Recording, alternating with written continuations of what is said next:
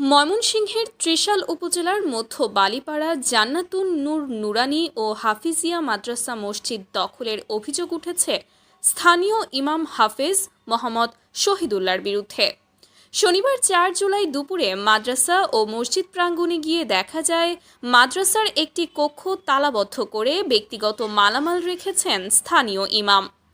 মসজিদের স্থানীয় বাসিন্দা ও গণমাধ্যম কর্মীদের উপস্থিতির সামনে চাপের মুখে পড়ে স্থানীয় ইমাম হাফেজ মোহাম্মদ শহীদুল্লাহ এক পর্যায়ে তালাবদ্ধ কক্ষটি খুলে দিলেও তিনি এ মসজিদের ইমামের দায়িত্ব ছাড়বেন না বলে জানান।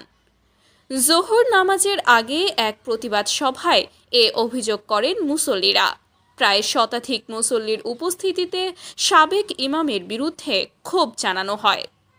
মসজিদ ও মাদ্রাসা উপদেষ্টা কমিটির সদস্য মোহাম্মদ আব্দুল সাত্তার বলেন, এই মাদ্রাসা ও মসজিদ এটি ওয়াকফ সম্পত্তি।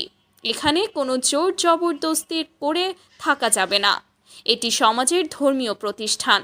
স্থানীয় ইমাম হাফেজ শহীদুল্লাহ এখানে বিশৃঙ্খলা সৃষ্টি করে থাকতে চাচ্ছেন, যা মসজিদ ও মাদ্রাসার জন্য মঙ্গল নয়। আমরা তাকে ইমামের দায়িত্ব থেকে অব্যাহতি দিয়েছি, তিনি এখন চলে গেলেই ভালো হবে। মাদ্রাসা ও মসজিদ কমিটির সভাপতি আক্কাস আলী বলেন, এখানে জোরপূর্বক থাকার কিছু নেই। হাফেজ শহীদুল্লাহ বিশৃঙ্খলা সৃষ্টি করে প্রতিষ্ঠানের পরিবেশ নষ্ট করছেন।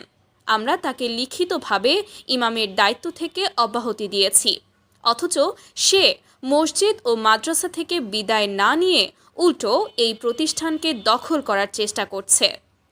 অভিযোগের বিষয়ে জানতে চাইলে সাবেক ইমাম হাফেজ মোহাম্মদ শহীদুল্লাহ বলেন, আমি কেন মাদ্রাসা ও মসজিদ ছেড়ে দিব?